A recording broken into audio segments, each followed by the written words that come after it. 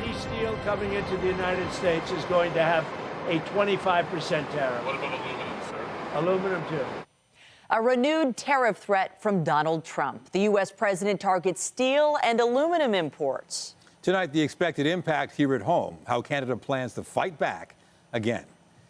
Good evening. 1 week after we thought Canada had a 30-day tariff reprieve, Donald Trump has reignited the trade war. This time, the U.S. president says he will put a 25% tariff on steel and aluminum to very key industries. The executive order signed late this afternoon. CTV's Adrian Gobriel reports. Any steel coming into the United States is going to have a 25% tariff. What about aluminum, sir? Aluminum, too. Canada is the United States' largest supplier of steel and aluminum. In 2024, 23% of all steel imported into the U.S. came from Canada. That number increased to 60% of all aluminum. Industry insiders say sweeping U.S. tariffs will deliver a crushing blow on both sides of the border. We think the suggestion of putting tariffs on Canadian steel at 25% is egregious, and we actually have a strong track record to prove that. So let's hope that's what our government is doing as we speak. Federal opposition leaders have been quick to condemn Trump's plans. We will retaliate in kind with matching tariffs on American aluminum and steel, all of the proceeds of which will be given back to our steel and aluminum industry. But we can't be vulnerable to the whims of a president who wants to attack one of his closest allies. In 2018, the previous Trump administration hit Canada with tariffs on steel and aluminum. Largely believed to be a negotiation tactic to get NAFTA 2.0 across the finish line, Canada fired back with targeted tariffs on items like Kentucky bourbon and trading cards. That led to the eventual signing of the Canada-United States-Mexico trade agreement, which at the time Trump called terrific. And we got there. It's great for all of our countries. Everybody understands that, we are better together as a continent, the United States, Canada, and Mexico. And in fact, we have a trade deal, which is supposedly the best trade deal ever negotiated. With the scars of the past top of mind for the entire Canadian steel and aluminum sector, many today are pleading for restraint. Adrian Gobriel, CTV News, Toronto. The city of Hamilton has long been known as Steel Town, so as you can imagine, there is plenty of reaction to steel and aluminum tariffs there. CTV's John Musselman is in the Hammer tonight. He joins us with those details. John. Well, no doubt about it, Michelle. This industry employs about 6,000 people, and they're definitely concerned about the future if these tariffs come down. The steel industry is no longer Hamilton's biggest single employer. It has long since been overtaken by the health sciences, but it remains Canada's biggest producer of steel. Hamilton Mayor Andrea Horvath says tariffs could mean $1 billion hit to the local economy. People are worried about their jobs, they're worried about their families, they're worried about being able to make ends meet. The head of the Canadian Steel Producers Association is deeply concerned. At the local United Steelworkers office in Hamilton, representatives say this causes plenty of anxiety for workers fearful of losing a good-paying job. Well, the concern for our members is that it would have a devastating effect on our workplaces. It would have a devastating effect on our members. That's the big concern. I mean, we obviously have a very integrated trade relationship with the United States, and in some cases, some of that steel and aluminum crosses the border 2 or 3 times before it makes its way to the final product. Our domestic production is really reliant on that U.S. Access to the U.S. market. And with tariffs, potentially that, our domestic employment and domestic production will likely take a hit. The National Director of the United Steelworkers of Canada released this statement saying the Canada-U.S. economy is deeply integrated, with $20 billion worth of steel traded between the two countries every year. Quote, Trump's tariffs are a direct attack on workers and communities. We've been through this before, and we know these kinds of reckless trade measures don't work, hurt workers, destabilize industries, and create uncertainty across the economy on both sides of the border. And there's no doubt that uncertainty is causing some anxiety here as they wait for word from President Trump. Reporting live in Hamilton, I'm John Musselman. I'll send it back to you. Thank you, John. And the president of the Auto Parts Manufacturers Association in Canada says the threat of tariffs on raw materials isn't far off from 2018. Back then, tariffs were 25% on steel imports, 10% on aluminum imports to the U.S. He says tariffs will not stop Canadian raw materials from flowing into the United States. So what we know in this case happened in 2018 and 2019 was the price of steel and aluminum went up. There was no alternatives for automakers to find other ones. We've written the new USMCA rules that 70% of the metal has to come from the region. All that's going to happen here is that the price of everything is going to go up. Flavio Volpe says customers will likely see a price rise on the area of 5% on new vehicles if those tariffs go through. And tariffs were all the talk on the campaign trail. The Ontario leaders offer their take on the latest threat. Highlights from the road in moments. Trump's tariffs also having an impact at Toronto City Hall. As council prepares to finalize Toronto's budget for 2025 tomorrow, now one councillor says the city needs to do more to fight back. CTV's Natalie Johnson joins us live with the details. Natalie. Well, Nathan, the budget battle at City Hall comes to a head tomorrow amid growing concern over the economic impacts of a looming trade war with the U.S. Council will debate a tax cut to protect industry and small business in Toronto, though the mayor has so far rejected the pitch.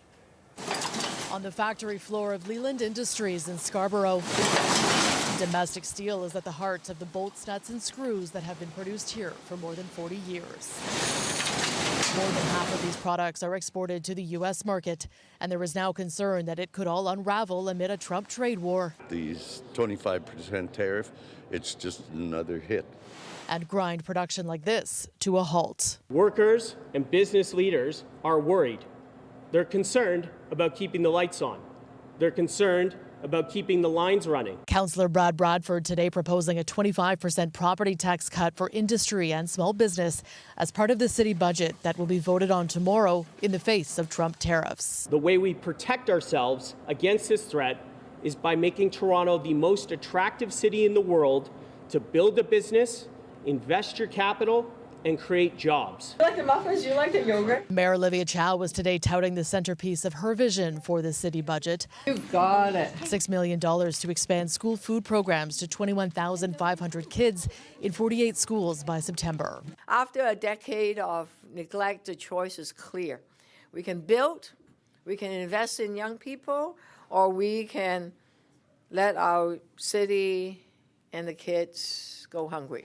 At TTC Fair Freeze, more traffic wardens and more first responders also on the table. Do you like good food? Chow supporting a residential property tax hike of nearly 7% because every added budget line does come at a cost. Bradford's proposed tax cut would apply to nearly 3,500 industrial businesses across Toronto, saving them about $10,000 apiece. The money would come from the city's tax stabilization fund, often referred to as the rainy day reserve. One-time money, once you take the money away, poof, it's gone. And what would we do on rainy days? This is not just a rainy day, Mayor Chow. This is a hurricane. The brewing budget battle storms City Hall tomorrow amid a cloudy financial forecast in an ever-changing economic climate. Mayor Chow has asked city staff to dig into existing municipal contracts and procurement policies to see what leverage the city might have in dealing with the Americans. The vote on what it will all mean for Toronto tax dollars happens tomorrow. Reporting live, I'm Natalie Johnson. Nathan, over to you. All right. Thank you, Natalie. Well, no surprise, talk of tariffs dominated discussion on the campaign trail here in Ontario. Today, the leaders offered their thoughts on the levy and outlined how they would deal with the Trump administration. CTV's Queen's Park Bureau Chief Siobhan Morris joins us live now with the latest from the campaign trail. Siobhan. Well, that tariff threat really allowed Doug Ford to refocus the campaign on exactly what he wants to talk about. At the same time, we saw other leaders try to put the focus on things like healthcare and housing. For Doug Ford, the new threat of tariffs on steel and aluminum entering the U.S. is indicative of the chaos Ontario is in for through Donald Trump's presidency. Shifting goalposts constantly. The progressive conservative leader wants to know exactly what we're in for before committing to retaliation, but it will wake up our friends south of the border. In the meantime, Ford says if he's reelected, he'd protect the province by blocking Chinese state-owned enterprises from buying or taking equity in any Ontario government-funded energy and critical mineral projects, or any major infrastructure assets. Thank you. Hi. But the Liberal leader doesn't feel Ford has any credibility on the tariff fight. He's been caught flat-footed because he hasn't insulated our economy. Bonnie Crombie says it's something she'd pursue along with setting up the Fight Tariff Fund, the FTF, or, Trump fund. Offering businesses loans at government rates. The NDP leader adding a last-minute stop in Steeltown, meeting with worried steel workers. I'm going to make sure that the jobs here in Hamilton are front and center when we're talking about whether it's going to be retaliatory tariffs or what the plan is going forward. Earlier, Stiles was in Toronto, pledging to add capacity back into the healthcare system. It starts with hiring more nurses and establishing safe staffing ratios to make sure that patients get the care they need when and where they need it. Promising to hire 15,000 nurses, costing $1.5 billion over 3 years. Which one is it? The Liberal leader boils the campaign down to a simple choice. You can vote for a party that will invest in their rich friends, foreign-owned spas, fantasy tunnels, and one-time checks. Or you can vote for a party that will do more for you. Green leader Mike Schreiner in Cambridge touting his housing plan. Increasing investments in shelters, transitional housing, and permanent supportive housing with wraparound mental health, addictions, and other supports. Describing housing as a human right. Over the next 2 days, Doug Ford will have his premier's hat back on in Washington, D.C., addressing the U.S. Chamber of Commerce and meeting with U.S. lawmakers trying to make a case against tariffs. Reporting live from Queen's Park, I'm Siobhan Morris. Michelle, back to you. Thank you, Siobhan. And still ahead, bird flu cases on the rise. We'll take you to Rouge National Urban Park, where officials are concerned about cases among Canadian geese, what experts are advising, and the local precautions underway. But first, here is a live look at the city tonight. After a weekend wallop of snow, we're bracing for more. A special weather statement's in effect for the city of Toronto. More snow on the way, and the amount we are expecting is a concern. Lindsay Morrison is here with a look at the current conditions. Lindsay. Nathan, it's not just the timing of the snow, it's, it is the timing and the amount, I should say. So let's talk about what's been issued here. A special weather statement by Environment Canada, warning of maybe 15 centimeters of snow locally in Toronto, perhaps 10 centimeters around Niagara, 20 to 40 centimeters of snow north of the GTA. And again, this is a story for Wednesday late evening, following us into the day on Thursday. Here's the current satellite and radar. A few flurries, not amounting to much as far as any shoveling is concerned around the GTA. We also once again have some snow squalls off of Georgian Bay with winds coming out of the west. Current temperature, yeah, there is a wind chill factor. It feels like minus 13 out there. Minus 6 is the low. And overnight tonight, we're dropping to around minus 9 degrees. We're going to talk more about the next round of snow coming up. For now, Michelle, I'll send it back to you. Thanks, Lindsay. Well, a case of bird flu has been identified in Rouge National Urban Park. Now there are concerns other animals may be impacted. CTV's Rahim Ladani has more on what wildlife and human health experts are saying. Within the vast forests and creeks of one of North America's largest urban parks, officials have confirmed a case of bird flu and believe there are at least 5 others, all among Canadian geese. It was like really rapid all of a sudden, and we haven't had any reports since then, which is good, but we know it's still there. People walking with pets in Rouge National Urban Park are being advised to keep dogs on leash and away from wildlife. The outbreak comes after 2 snowy owls were found dead near Tommy Thompson Park late last year, also infected with a strain of avian flu. There is mass outbreaks outside of our park boundary that we're really concerned about as well. And not just like Canada geese, like we've had swans suspected in past years. Human infection with avian flu is rare, according to officials. However, last November in British Columbia, a 13-year-old girl was Canada's first H5N1 patient and spent weeks in intensive care. Currently in the United States, cases of the highly contagious virus are soaring. At least 67 people have been infected since 2024, and 1 person has died. In humans at the moment, we are not in the midst of an epidemic in Canada, nor are we in the midst of a pandemic, but it's of course something that we have to take very seriously and watch very closely. South of the border, bird flu outbreaks have spread nationwide, with strains detected in cattle herds and poultry markets, which has led to the surging price of eggs. According to the Canadian Food Inspection Agency, there is no evidence the virus found in U.S. dairy cows has expanded into Canada. The CFIA says avian influenza is not a food safety concern, citing there is no evidence to suggest eating cooked poultry or eggs could transmit the virus to humans. Avian influenza, as the name applies, is in birds. It's in migratory birds that fly all over the world. The Toronto Zoo says it has been taking precautionary measures against bird flu for years, including separating guests from susceptible animals. And so recent cases of the virus in Rouge National Urban Park have not changed its approach. Rahim Ladani, CTV News. The Prime Minister is in Paris attending an AI summit and has not yet publicly reacted to the new U.S. tariffs on steel and aluminum. But Canada's ambassador to France had stern words today for the Americans. CTV's Rachel Aiello reports. We have all the building blocks for the future of the world's economy. Today, Justin Trudeau pitched a crowd of artificial intelligence execs and business leaders on Canada as a place to invest. We have renowned academic institutions, innovative businesses, prolific tech incubators, and the best educated workforce of all OECD countries. Trying to clear new paths for Canadian companies in the face of economic insecurity at home, the federal government is in the middle of a European charm offensive on trade. And now that we see that, unfortunately for now at least, the U.S. administration is not as reliable as we thought, not respecting treaties as we thought, we need Europeans and Canadians to work very closely. Donald Trump's talk about NATO and taking over Greenland have left many of the allies that Trudeau traveled abroad to reconnect with also feeling uneasy. The European Union is the second biggest economy in the world. But according to Global Affairs, only 57% of Canadian companies are leveraging the trade agreement known as CETA. While it's in effect, there's been challenges ratifying it in some of the 27 member states, something experts have compared to Canada's interprovincial trade challenge. Nowadays, there is more pressure to make sure that this sort of channel, between Canada and EU, economic channel, can be improved.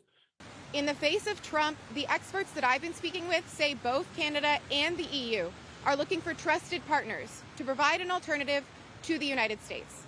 Rachel Aiello, CTV News, Paris. Conservative leader Pierre Poilievre was in Iqaluit today expressing defiance in the face of new American tariffs and more comments from Donald Trump that Canada become part of the United States. Canada will never be the 51st state. We are a proud, sovereign, and independent country. We are a patriotic people, and we will defend our future and our independence. Second, he has threatened to bring in tariffs on our steel and aluminum.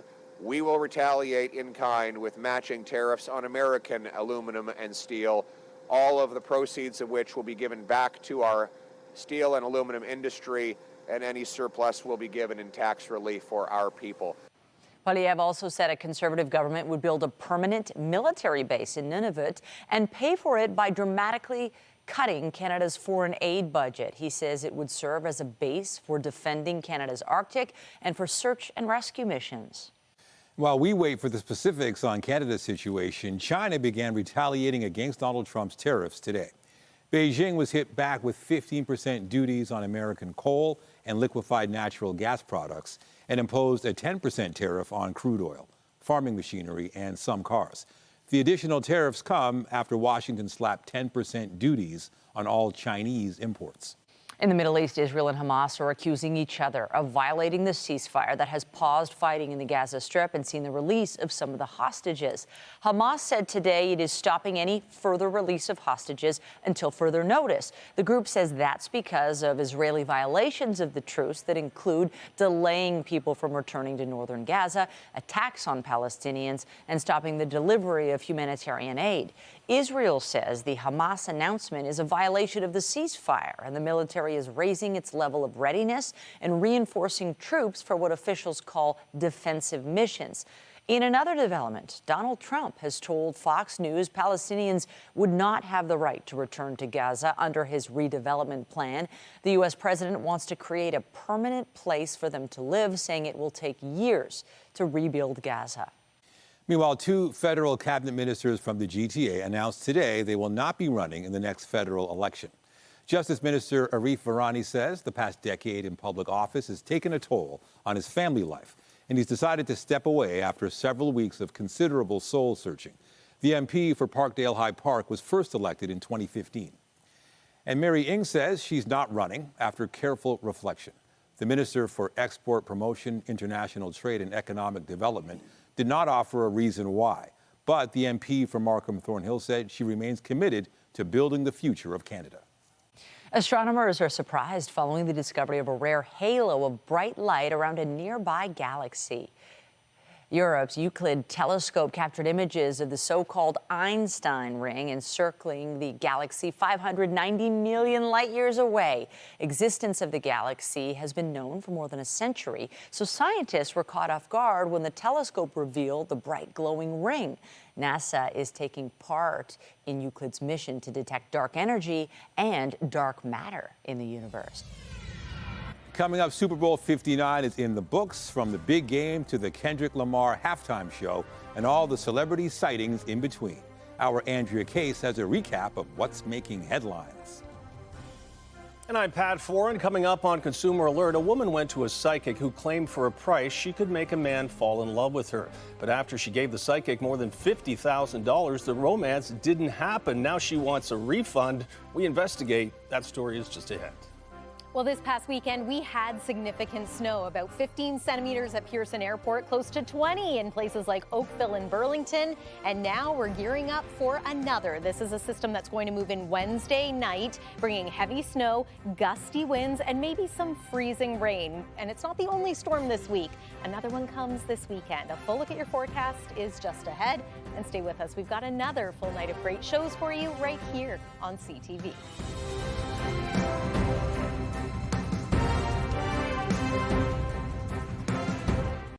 We take you to Washington now, where Trump spoke moments ago about the steel and aluminum imports.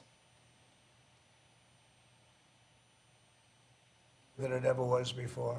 Okay, so are you finished with everything? I think we have aluminum still to sign. Okay, here, let's sir. go. So with respect to aluminum, similarly to steel, since 2018, a large number of exceptions and exemptions have been added into the law.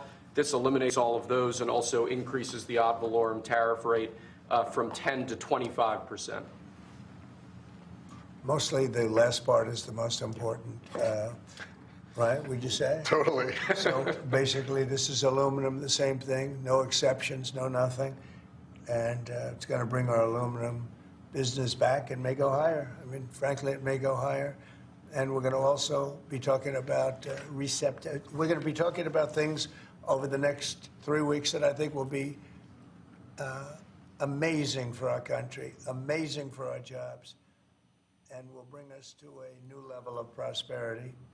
And I think, frankly, our allies and our enemies all over the world expected this. They really expected it for years. They really expected it sometime during the Biden administration, but they didn't do anything. As you know, I put tariffs on China. We took in hundreds of billions of dollars with those tariffs, and Biden wasn't able to get them out. He tried to, but it was too much money. He couldn't do it.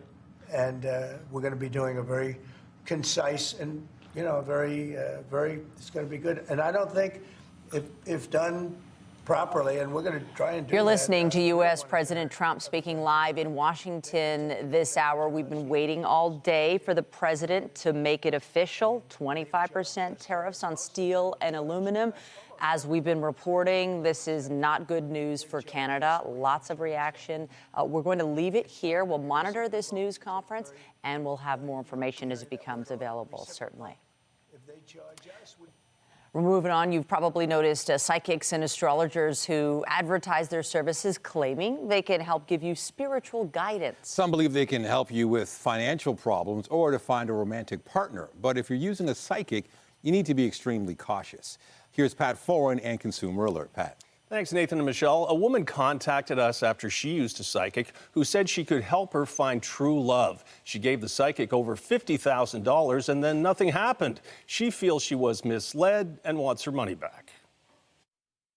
Do not start anything, because once you start it, it's a trap. Joanne Whalen of Whitby went through a marriage separation, and in the fall of 2023, she went to a psychic, something she's done many times before. I kind of find it fun entertainment, really. Yeah, I've been doing it for like 30 years probably. Whalen told the psychic she was interested in a new romance. When she did the reading, she found there was a man. I said, yes, there's a man I like at the gym.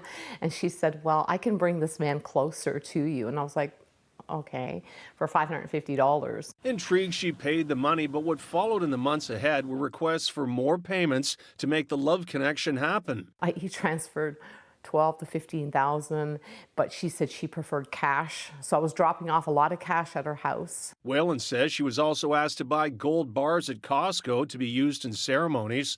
In total, she gave the psychic more than $50,000 over the course of a year, but the romance never happened. If everything was going so great, I said to her, why isn't anything happening for me? All I'm doing is paying you money. I said, I'm paying you thousands and thousands of dollars, and I'm not getting nothing. Whalen now believes she was misled and wants her money back. I was so trapped in it mentally that because I was so scared. Whalen gave the money to a psychic named Julia, who has an office over an Oshawa flooring store. When we went there, the door was locked, but she answered the phone. But she's saying that she feels she was misled into giving you $50,000. The psychic said she provided services Whalen was willing to pay for. She didn't complete the work. That's the problem. Everything she wanted, I gave her. She wanted different services, and that's what I gave her. However, Julia told us she is now willing to give Whalen all her money back. She's not happy, she's not satisfied, so I'm giving her money back. Whalen says so far she's only received a refund of $2,000, but she wants the rest. She also wanted to share her story to warn others. This is happening to me, and I'm just like, I can't even believe that I'm part of it. And police have issued warnings in the past to watch out for psychics who claim they can help you see the future or fall in love, and beware of anyone charging large amounts of money to remove spells or witchcraft. On your side, I'm Pat Foran. If you have a consumer story idea, email us at alert@ctv.ca. Well, after a busy weekend weather-wise, we got a dose of snow, and there's more on the way, so we're kind of in this calm period. Yeah, and it's also chilly out there, a little windy, and I do wonder how much snow are we going to get? Well, there's still a bit of a question mark with that, Nathan and Michelle, because we are still about 48 hours out. There's potential for this system to shift a little bit. If it moves a little further to the north, we're likely to get some mixing. If it moves a little further to the south, we'll see more in the way of snow. It's a battle of cold versus warm air that's happening this week. We've got a very active pattern happening thanks to the position of the jet stream. But today was the calm before the storm, between the storms, if you will. Here's what it looked like at the Whitby Harbor a little bit earlier today. Yes, a fresh coating of snow on the ground. These ducks don't seem to mind. People were out enjoying the, well, temperatures that were a little below seasonal. The winds were coming out of the west, but not overly strong. We'll have another calm day tomorrow before we start to gear up for this next blast of winter. So this is what we're dealing with, an active pattern right along the jet stream, acting as a conveyor belt of sort for one low pressure system after another. And this next one is going to move in for late Wednesday, late afternoon, early evening, be with us through the overnight, and then finally exit as we make our way into the day on Thursday. There's a chance of a few flurries for us tomorrow, nothing all that measurable as far as accumulation. And then again, it's Wednesday. So let's pause this here as the system is moving in about 5 p.m. So just in time for the evening commute, we are expecting that snow to begin. It continues heavy at times through the overnight hours. And not only that, but we're expecting stronger winds than we had this past weekend. So that could reduce visibility on the roads. By about Thursday morning, the temperature is expected to rise. So some areas will see a changeover to some rain or maybe even some freezing rain. So just a heads up there. Then that's going to clear out as the day goes on Thursday. But it is possible that some communities are going to see upwards of 10 centimeters of snow, maybe close to 15 around the GTA. And then there's a swath right into the Ottawa Valley, parts of Muskoka that could pick up 40 centimeters of snow, perhaps 20 to 40. So this will be one to watch, certainly. We have a special weather statement in place, as you can see. And again, the varying amounts depend on the transition over to rain and the track of this low. We're going to continue to monitor it. Worth mentioning that there is a snow squall warning for tonight for areas east of Georgian Bay. We're seeing a few flurries around the GTA, as mentioned as well. Overnight tonight, we dropped to a low near -9 degrees, feeling like -12. Waking up tomorrow morning, hopeful for some sunshine, but it is possible that we could have a mostly cloudy day compared to today. And then tomorrow's high is expected to be around -2 degrees. That's near seasonal. We'll take that. This week, it's not so much about the cold. Again, in fact, Thursday, we're going to climb to a high of 1, which could lead to some rain or some freezing rain. We get a bit of a break on Friday, Valentine's Day, mix of sun and cloud. And then Saturday, next snowstorm is looking to move in. We're going to keep an eye on that one, too. The colder air looks like it's going to return for the early part of next week. Lots going on in the weather department. For now, Michelle, I'll send it over to you. That's for sure. Thank you, Lindsay. Also tonight, millions pledged to drive life-saving efforts at sick kids. How the new Hope on Wheels campaign aims to accelerate care.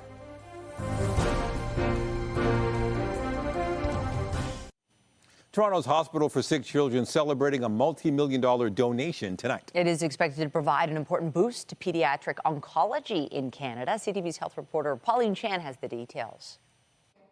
10-year-old Nori Chong likes to point out that her name backwards is Iron, and she is as strong as iron, diagnosed with stage 4 neuroblastoma at age 6. And since then, she's had several relapses. The first time it came, it was like a solid tumor. It was by my kidney, and it was pressing on my spine, which was giving me severe back pain. Now it was spreading throughout my skeleton. So she and her family know how important constant research and medical innovation are. That's why they're delighted with a $4 million commitment from Hyundai Canada and a $1 million check for childhood cancer research presented to Dr. James Whitlock of Sick Kids Hospital.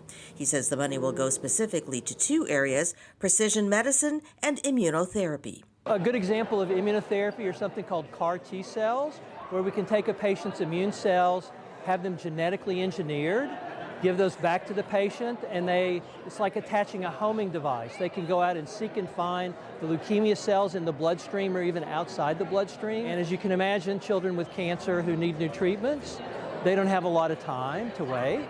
And so being able to accelerate the pace of our research and our clinical trials and all the other work we do at Sick Kids to be able to help these children is really positively impacted by this gift. The launch of the Hope on Wheels campaign included young patient ambassadors from Sick Kids coating their hands in paint to leave their mark on a Hyundai vehicle. And going forward, a portion of the price of each Hyundai sold in Canada will go towards the Hope on Wheels initiative. Nori spoke to the audience about her gratitude and hope. That will help kids like me and families like mine get the best care possible so that kids can go home, kids can have fun. Yeah, I really hope that the research helps more kids like me. Pauline Chan, CTV News. Philadelphia is getting ready to throw a party. The city will celebrate the Eagles' Super Bowl victory with a parade on Friday. For the second time, the Vince Lombardi Trophy is headed to Philadelphia. Eagles fly in Super Bowl 59. The Eagles dominated from start to finish last night, beating the Eagles 40-22, beating the Chiefs 40-22. The Chiefs were looking to become the first team ever to win 3 straight Super Bowls, but Philly was able to avenge its loss in the big game to the Chiefs 2 years ago. The Eagles returned home this afternoon, receiving cheers when the trophy was lifted as the team came down the stairs of the plane. A group of fans had gathered at the airport to welcome the players following their big win. Police and workers on the tarmac got a chance to have their photo taken with the trophy before the team headed out in several buses. I'm on them tough. I'ma do my stuff. Why you trolling like a ain't you tired? Trying to strike a chord and it's probably A minor. Kendrick Lamar became the first solo hip-hop artist to perform during the Super Bowl's halftime show. He was joined by singer SZA and actor Samuel L. Jackson. Lamar also featured his diss track, Not Like Us. Now, the song is currently the subject of a lawsuit between Drake and Universal Music Group. And for more reaction to the big game and halftime show, we're joined by CTV's Andrea Case. Andrea. Hello, Nathan. Hello, Michelle. Yes, if you listen to radio today, you probably heard this song playing over and over and over again. It's a love it or hate it deal when it comes to reviews on the internet regarding the halftime show produced by Jay-Z. Now, he's given us J-Lo and Shakira, Usher, The Weeknd, Rihanna, and his 5-year deal with the NFL has been extended for producing Super Bowl halftime shows. So as for Kendrick, it was his choice. The first surprise halftime guest, Samuel L. Jackson. He was both Uncle Sam and Uncle Tom. It's your Uncle Sam, and this is the Great American Game. The halftime show is arguably one of the biggest stages for a musician on the planet, and Kendrick Lamar used it to make several statements. The revolution about to be televised. You picked the right time, but the wrong guy. The Pulitzer Prize-winning poet and rapper was the first solo rap artist to perform at the Super Bowl in its 59 years. No, no, no, no, no! Too loud, too reckless, too ghetto. And for those waiting to hear if he would perform his diss track, say Drake. The rap beef with Drake culminated with a Grammy-winning diss track called Not Like Us. Trying to strike a chord, and it's probably A minor. With a crowd chiming in, A minor in lyrics and around his neck. Special appearances by SZA and tennis great Serena Williams. Both women dated Drake, and their relationships did not end well.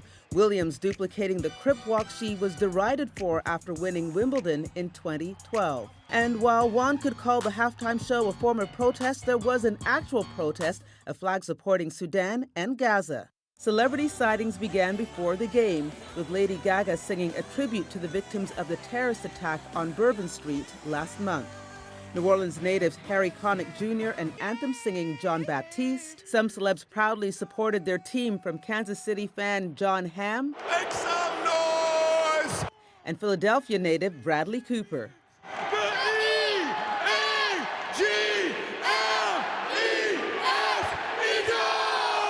And spotted in the stands Kevin Hart, Paul Rudd, and Anne Hathaway, Adam Sandler and Paul McCartney, Kevin Costner and Pete Davidson. Attending for the first time a sitting president, Donald Trump was accompanied by his daughter Ivanka. The president was cheered by the crowd of 73,000. Not the same for Taylor Swift, who was booed when she appeared on the Jumbotron, something she's not used to. And no, there was no proposal at the end. It wasn't going to happen then anyway. Okay, celebrities appeared in commercials which cost $8 million for just 30 seconds. And whether it was Budweiser, Lay's potato chips, or Seal in a Mountain Dew commercial, or Harrison Ford in a Jeep ad, celebrities will always have a role to play in the Super Bowl. For CTV News, I'm Andrea Case. Michelle, I'll send it back to you. Thank you, Andrea. Well, Canada held its first practice in Montreal today ahead of the Four Nations Face-Off tournament, and there was some big news. Canada's captain is good to go.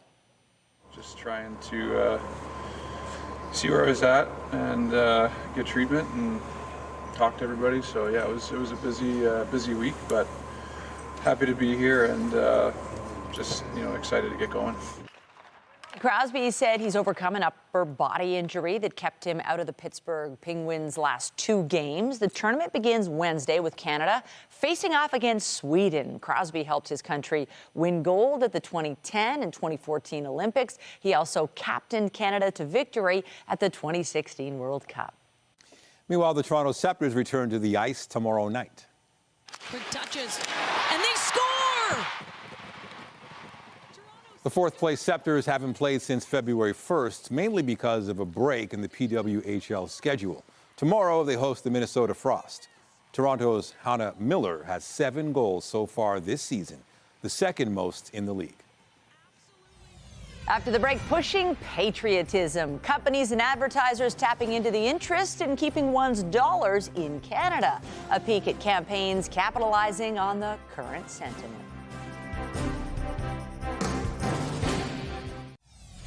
Protecting our steel and aluminum industries is a must, and today I'm simplifying our tariffs on steel and aluminum so that everyone can understand exactly what it means.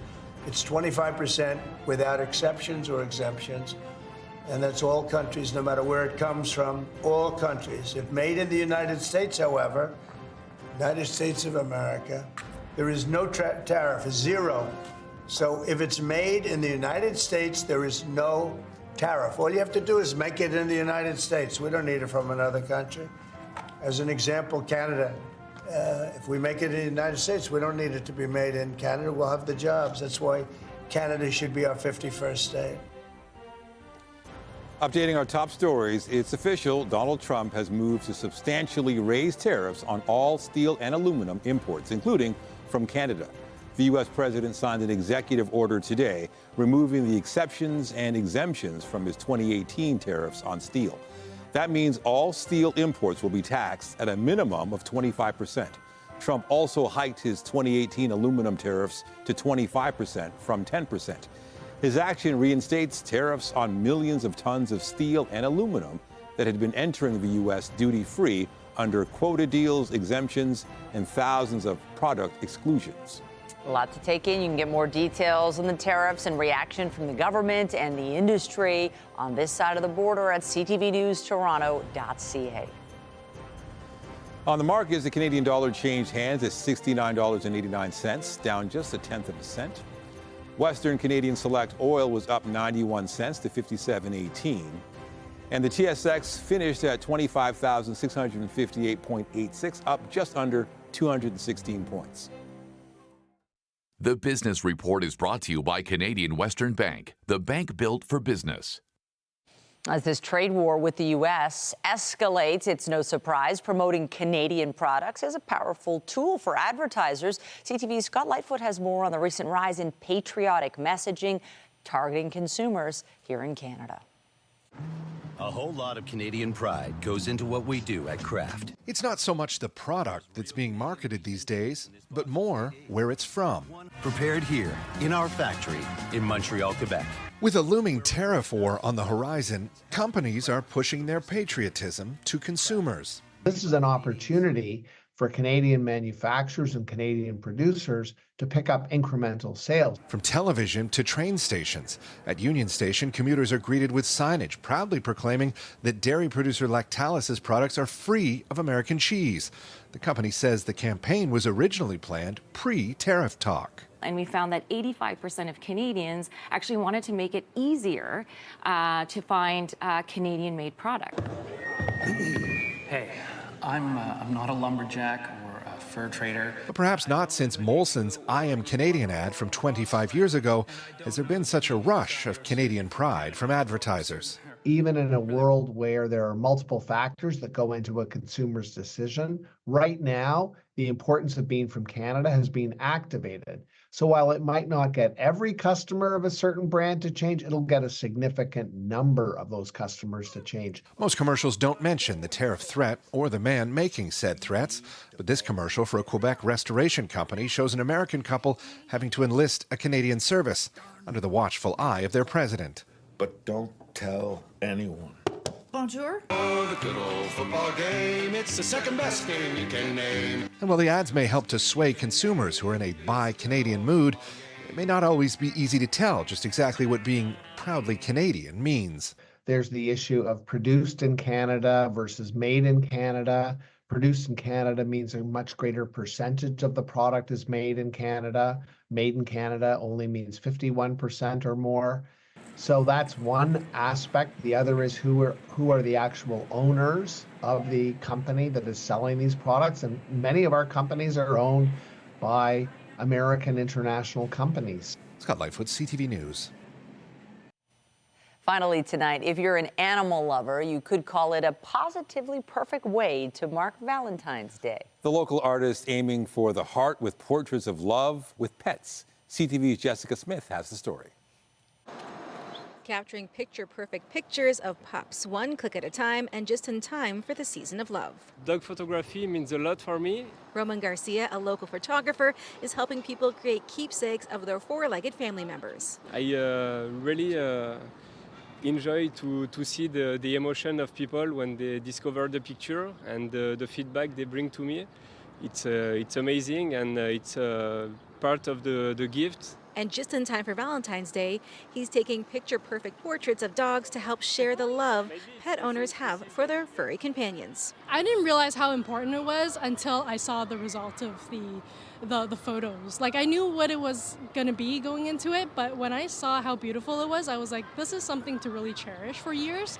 Lychee, an 8-year-old Pomeranian Chihuahua mix, perfectly posed in her Valentine's Day shoot, all about feeling the love, a memory her owner, Anna Wong, will have for a lifetime. It's also an experience that, I share with her because she's turning 9, and time flies. And I was like, you know what, I've never really taken her out to something like this, like a photo shoot, a proper photo shoot. So that was really special. It's about the story of the dogs and story of families behind that.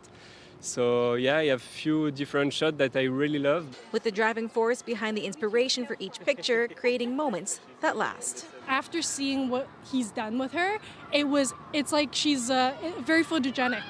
It just brought out her personality. She smiled with him. And moving forward, Garcia says he's excited to continue capturing canines and their companions no matter the weather or the season. Jessica Smith, CTV News, Toronto.